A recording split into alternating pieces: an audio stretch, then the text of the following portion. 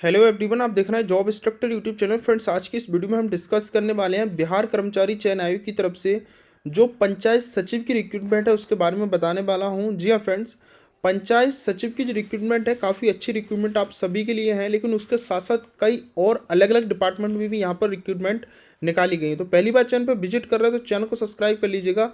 Job instructor YouTube channel पर आपको जो भी अपडेट मिलता है एकदम से सही और ऑथेंटिक इन्फॉर्मेशन मिलती है, चाहे वो प्राइवेट वैकेंसी की इन्फॉर्मेशन हो या फिर गवर्नमेंट वैकेंसी की इन्फॉर्मेशन हो। ठीक है, तो टेलीग्राम को भी ज्वाइन कर लें, लिंक आपको टेलीग्राम की डिस्क्रिप्शन में मिलेगी। फ्रेंड्स, ये जो नोटिफिकेशन आया हुआ है वो मैंने यहाँ पर ऑफिशियल नोटिफिकेशन देखने को मिल रहा है। इंटर स्तरीय पदों पर आप सभी को पता है कि कुछ टाइम पहले, कुछ महीने पहले आप कह सकते हो कि इंटर लेवल से बिहार में रिक्रूटमेंट आई थी, जिसका ऑफिशियल नोटिफिकेशन आया था, जिसमें कुल पद 23,175 थे, लेकिन उनको बढ़ा करके 24,495 के आसपास इस वैकेंसी को कर दिया गया था, जिसमें ढेर सारी रिक्रूटमेंट थी। आप लोग यहाँ से देख सकते हो कई अलग अलग विभाग में ये रिक्रूटमेंट आई हुई थी, लेकिन यहीं पर एक रिक्रूटमेंट ये थी पंचायत सचिव की। पंचायत सचिव की रिक्रूटमेंट थी, पंचायती राज विभाग में थी, लेवल 3 के थ्रू वेतनमान था और 12th से यहाँ पर ये वैकेंसी थी। इसमें कोई अलग से एक्सपीरियंस नहीं मांगा गया है, केवल आपका थोड़ी बहुत कंप्यूटर की नॉलेज होनी चाहिए। टोटल 3532 पदों पर ये रिक्रूटमेंट निकाली गई थी। ठीक है, तो यहाँ पर फ्रेंड्स अगर मैं बात करता हूँ इसकी एप्लीकेशन फॉर्म कैसे फिल करना है वो मैं इस वीडियो में आपको बताने वाला हूँ, और अलग अलग पदों पर ये वैकेंसी है। अगर मैं बात करता हूँ इसकी ऑफिशियल नोटिफिकेशन की, तो इसकी हालांकि जो डेट थी वो बार बार 3 से 4 बार डेट को एक्सटेंड किया गया है। तो यहाँ पर ये नोटिफिकेशन आप लोग चेक करेंगे तो यहाँ पर 13 जनवरी को एक नोटिफिकेशन आया था। इसमें ये बताया गया था 202/23 का ये नोटिफिकेशन है। 24,492 पद ये कर दिए गए थे। ठीक है, मतलब ये जो वैकेंसी का पद बढ़ाया गया था वो आप यहाँ देख सकते हो। यहाँ पर ये वैकेंसी के पद बढ़ाए गए थे। 15 दिसंबर 2025 को नोटिफिकेशन आया था। इसमें बताया गया था कि हेतु कुल रिक्तियों की संख्या हो गई है। ठीक है, तो 24,492 पदों की रिक्रूटमेंट आई थी। 3-4 बार इसकी डेट को एक्सटेंड कर दिया गया है। अब इसकी जो डेट है वो 31 जनवरी 2026 तक इसकी डेट को एक्सटेंड कर दिया गया है।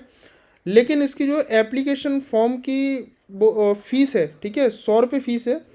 29 जनवरी 2026 तक आप लोग इसकी पेमेंट कर सकते हो, लेकिन आवेदन 31 जनवरी 2026 तक कर पाओगे।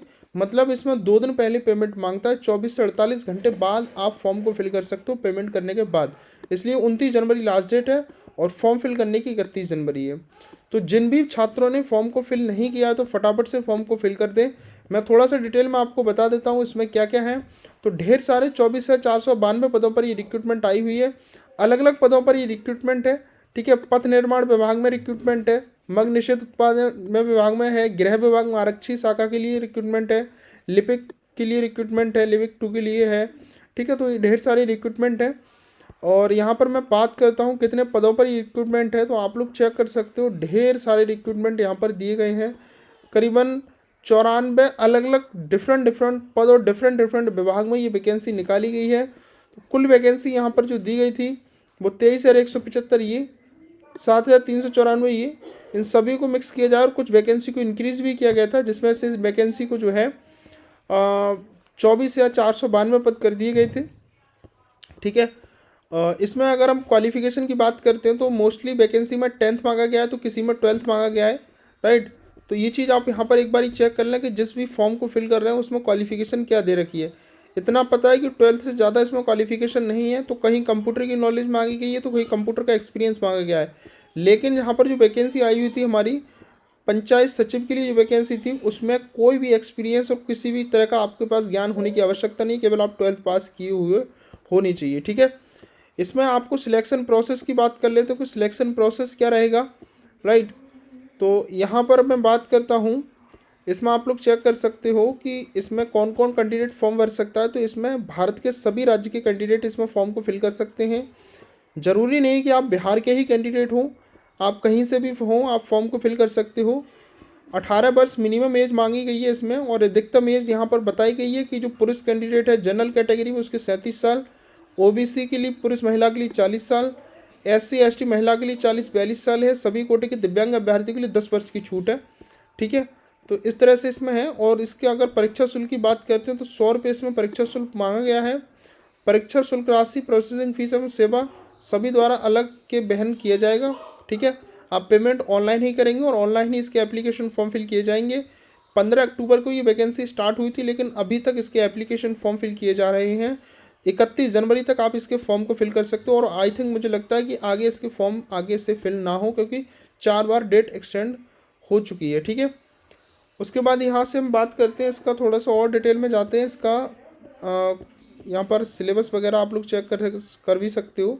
इसमें बेसिकली यहाँ पर फॉर्म कैसे फिल करना है वो मैं आपको बता देता हूँ। ठीक है, उसके बाद आप इसका सिलेबस वगैरह मैं अपने टेलीग्राम पर शेयर कर दूँगा, वहाँ से इसकी जो है सिलेक्शन प्रोसेस देख सकते हो। उसके बाद इसका सिलेबस क्या है वो देख सकते हो। ठीक है, तो इसका फॉर्म फिल करने के लिए सबसे पहले आप ऑनलाइन bssc.com की ऑफिशियल वेबसाइट पर यहाँ आते हैं।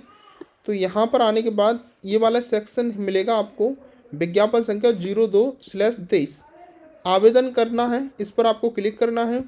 तो आप देख सकते हो कि इसकी ऑफिशियल वेबसाइट जब ओपन होती है तो यहाँ पर भी डेट मेंशन है कि 31 जनवरी 2026 तक फॉर्म भर सकते हैं आप लोग। अब यहाँ से आपको रजिस्ट्रेशन करना है। रजिस्ट्रेशन के लिए सबसे पहले आपको न्यू रजिस्ट्रेशन पर क्लिक करना है। यहाँ पर बोला जा रहा है कि आपने विज्ञापन संख्या 023 के लिए इंटर स्तरीय के लिए क्या आवेदन किया है 2023 की जो परीक्षा थी। तो मैंने आवेदन वहाँ पर नहीं किया है। अगर आपने आवेदन किया होगा, ठीक है, तो आपको यस करना है।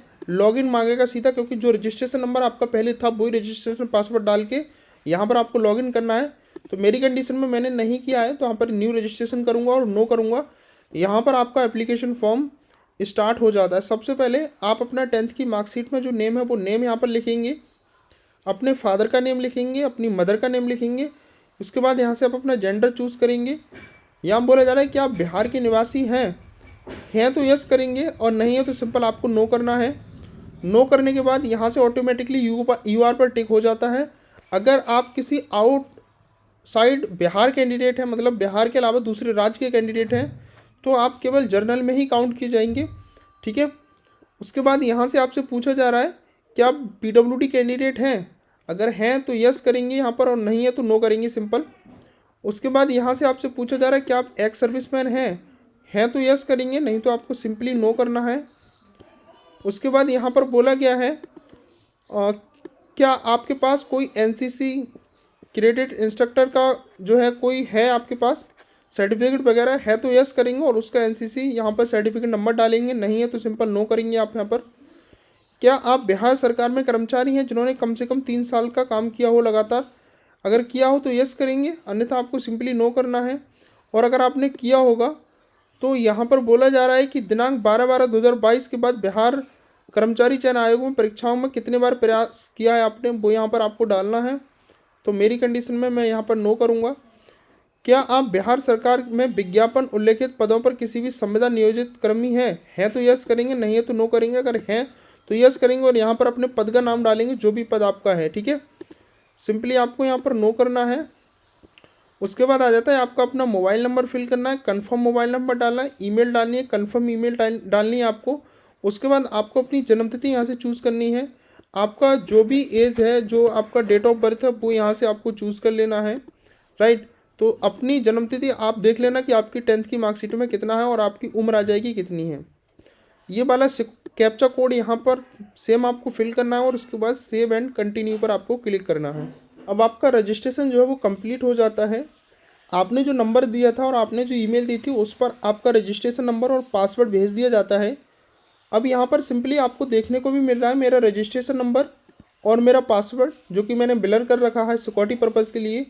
तो आपको यहाँ पर क्या करना है, नीचे आपको देखने को मिल रहा है तो यहाँ पर आप लोग क्लिक हेयर फॉर लॉगिन पर क्लिक करेंगे।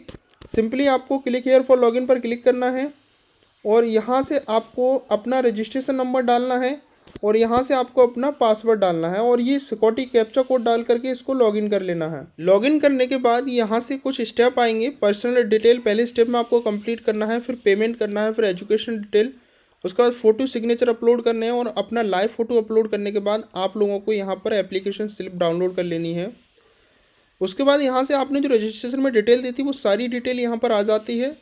राइट, उसके बाद अब आपको अपना एप्लीकेशन फॉर्म सबमिट करना है। सबसे पहले आपको अपनी इंडिया चूज़ करना है यहाँ पर। उसके बाद बोला गया कि आपके पास आधार कार्ड है तो यस करेंगे और यहाँ पर आधार कार्ड नंबर डालेंगे, और नहीं है तो सिंपली आपको नो करना है। और आपको डालना है अपने आधार कार्ड के अलावा कोई अपना, जैसे वोटर आईडी डाल सकते हैं या फिर ड्राइविंग लाइसेंस डाल सकते हैं, पैन कार्ड या पासपोर्ट। अगर सिंपली आपके पास आधार कार्ड है तो आधार कार्ड नंबर डालिएगा यहाँ पर, ठीक है। बाद में आपसे आधार कार्ड का OTP भी ले सकता है यहाँ पर। तो सिंपली मैं इसको नो करता हूँ यहाँ से, और अपना यहाँ से एक पैन कार्ड नंबर, आपके पास जो भी डॉक्यूमेंट्स है वो सिलेक्ट करेंगे और यहाँ पर उसका नंबर डालेंगे। फॉर एग्जांपल मैंने पैन कार्ड सिलेक्ट किया, पैन कार्ड नंबर यहाँ पर डालेंगे। उसके बाद उम्मीदवार की कोई पहचान डालना है, आपके हाथ, मुंह, गर्दन या पैर पर कोई निशान है जो विजिबल हो, ठीक है, वही आप लोग एक मार्क यहाँ पर डाल दीजिएगा, ठीक है, जिससे बाद में पहचान हो सके। ये पहचान के लिए होता है केवल। उसके बाद बोला गया कि आपको कभी किसी प्रतियोगिता परीक्षा में UPSC या राज्य आयोग या अन्य चयन आयोग की से वंचित किया गया है। अगर किया गया है तो वो यहाँ पर डालेंगे, और नहीं तो आपको सिंपली नो करना है। और आप यस करेंगे तो आपका डॉक्यूमेंटेशन कैंसिल होने की पूरी पॉसिबिलिटीज़ रहेगी। उसके बाद यहाँ से आपको अपना एड्रेस डालना है, अपने गांव का नाम डालना है, पुलिस स्टेशन डालनी है, पोस्ट ऑफिस डालना है। उसके बाद आपका राज्य कौन सा है, राज्य यहाँ पर डालना है, ठीक है। उसके बाद आपका डिस्ट्रिक्ट कौन सा है, वो डिस्ट्रिक्ट यहाँ से आप लोग चूज़ करेंगे। आपको अपना पिन कोड डालना है। अगर ये कॉरेस्पॉन्डेंस एड्रेस और परमानेंट एड्रेस सेम है तो इस चेकबॉक्स पर आपको क्लिक करना है। अगर ये सेम नहीं है दोनों, क्योंकि जो अगर ये इस बॉक्स पर टिक करेंगे आप तो सेम डिटेल जो आपने यहाँ फिल की होगी वो यहाँ पर आ जाएगी, ठीक है, ऑटोमेटिकली पेस्ट हो जाती है। अगर नहीं है तो इस बॉक्स पर चेकआउट नहीं करना है आपको, और अपना अलग एड्रेस यहाँ से फिल करेंगे। उसके बाद आपको यहाँ से सबमिट कर देना है। कि जो पर्सनल डिटेल है वो यहाँ से ग्रीन हो जाती है, मतलब ये आपकी डिटेल सेव हो चुकी है। अब फ्रेंड्स आपके सामने यहाँ पर कुछ और डिटेल आ रहा है। अगर आपको अपना पेमेंट से पहले अभी भी कुछ एडिट करना है रजिस्ट्रेशन में तो click here for edit detail पर यहाँ पर क्लिक करेंगे, और अभी भी आप अपनी जो रजिस्ट्रेशन डिटेल है उसमें एडिट कर सकते हो। उसके बाद आप यहाँ पर एडिट नहीं कर सकते हो, ठीक है, ये चीज़ आप लोगों को ध्यान में रखना है। उसके बाद यहाँ पर थोड़ा नीचे आएंगे, और नीचे आने के बाद आपने जो डिटेल फिल की थी वो डिटेल यहाँ से सभी आ जाती है। चेंज करना है तो आप ऊपर आपको डिटेल थी वहाँ से आप चेंज कर सकते हो। अब आपको प्रोसीड फॉर पेमेंट पर क्लिक करना है। यहाँ से आप जैसे क्लिक करते हो आपकी ये डिटेल आ जाती है यहाँ पर। अब आपको अपना जो पेमेंट है वो करना है। पेमेंट करने के लिए आपको इस बॉक्स पर टिक करना है, जो गोल बना हुआ है इस पर आप टिक करेंगे। प्रोसीड ऑनलाइन पेमेंट पर क्लिक करेंगे, ओके करेंगे। ये जो पेमेंट है वो 100 रुपये की पेमेंट होनी है। आप लोग जब तक पेमेंट नहीं करेंगे तब तक आपका फॉर्म आगे जो है नहीं बढ़ पाएगा, ये तो ध्यान रखिएगा। तो आप अपना पेमेंट यहाँ से कर दीजिएगा, जिस भी मोड में आप पेमेंट करना चाहते हो वो पेमेंट आप यहाँ से कर दीजिएगा, ठीक है। अब यहाँ से जब पेमेंट कंप्लीट हो जाती है तो यहाँ नीचे लिखकर आ जाता है your online payment successfully proceed, ठीक है। तो दोनों स्टेप जो है ग्रीन हो चुके हैं। अब आपको थर्ड स्टेप पर क्लिक करना है एजुकेशनल डिटेल पर। अब यहाँ से आपको अपनी एजुकेशन डिटेल फिल करनी है। 10th वाले सेक्शन में आपको यहाँ पर सब्जेक्ट डालना है, कौन कौन सब्जेक्ट आपके 10th में थे। उसके बाद कौन से बोर्ड से आपने किया है, टोटल कितने मार्क्स का 10th था, कितने मार्क्स आपको मिले हैं वो डालना है, परसेंटेज फिल करनी है। उसके बाद आपको सर्टिफिकेट मार्कशीट नंबर यहाँ पर डालना है। उसके बाद आपको मार्कशीट इशू डेट, किस डेट में आपकी मार्कशीट इशू हुई है वो डालनी है। 12th में आपको सबसे पहले सिलेक्ट करना है कोर्स। 12th आपने साइंस से किया है, कॉमर्स से किया है, आर्ट्स से किया है, या 10th के बाद सीधे आपने कोई पॉलीटेक्निक डिप्लोमा 3 साल का किया है तो वो आप सिलेक्ट करेंगे।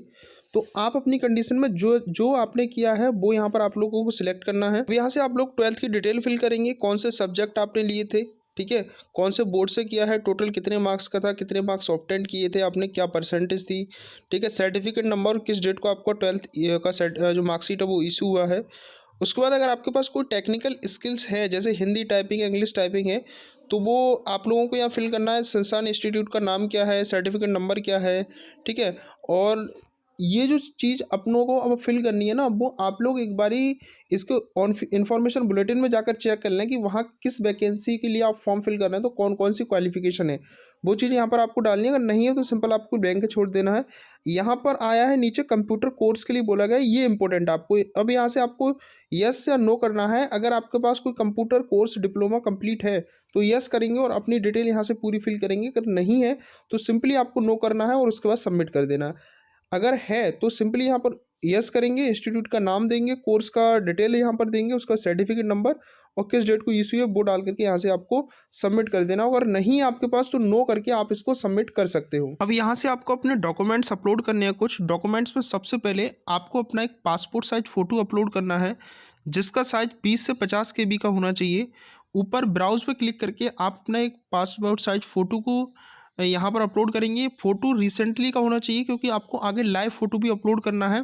तो लाइव फ़ोटो और जो पासपोर्ट अभी जो अपलोड करेंगे आप, दोनों का मैच किया जाएगा। अगर मैच नहीं होता तो आपका फॉर्म रिजेक्ट हो जाएगा।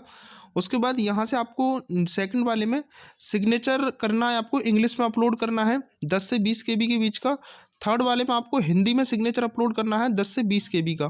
तो ये तीनों चीज़ अपलोड करने के बाद साइन, इंग्लिश में साइन फिर हिंदी में साइन अपलोड करने के बाद आपको इसे सबमिट कर देना है। अब यहाँ से आपको अपना एक लाइव फ़ोटो अपलोड करना है 5th स्टेप में। यहाँ से लाइव फ़ोटो अपलोड करेंगे। मैंने आपको पहले बताया था कि आप अपना पासपोर्ट साइज जो भी फ़ोटो अपलोड करें वो सही करें। जब आप लाइव फ़ोटो अपलोड करेंगे तो दोनों का मैच कराया जाएगा।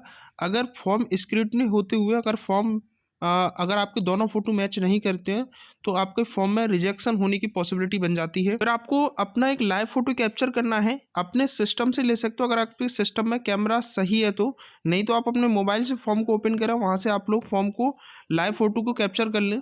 तो फ़ोटो आने के बाद आपको टेक फ़ोटो पर क्लिक करना है। फिर यहाँ पर जो है फ़ोटो यहाँ पर कैप्चर हो जाता है। अगर फ़ोटो सही नहीं लग रहा है तो री अपलोड लाइव फ़ोटो पर क्लिक करके दोबारा से फ़ोटो लाइव अपलोड कर सकते हैं। फिर यहाँ पर आपको कंसेंट देना है, उसके बाद फाइनल सबमिट कर देना है। तो इस तरह से आपको अपना पूरा एप्लीकेशन फॉर्म सबमिट करना है। उसके बाद आपको प्रिंट आउट ले लेना है। इसके अलावा अगर आपको छूट गया हो या आपको समझ नहीं आ रहा हो तो नीचे मेरा इंस्टाग्राम ID दिया है, वहाँ से आप मेरे को मैसेज कर सकते हो या फिर आप मेरे को कमेंट बॉक्स में कमेंट कर सकते हो। उसका मैं 100% रिप्लाई देने का प्रयास करूंगा। ऐसे ही वीडियो के लिए चैनल को सब्सक्राइब करें। यहाँ पर गवर्नमेंट व प्राइवेट सभी जॉब की इन्फॉर्मेशन आपको सही और ऑथेंटिक बताई जाती है।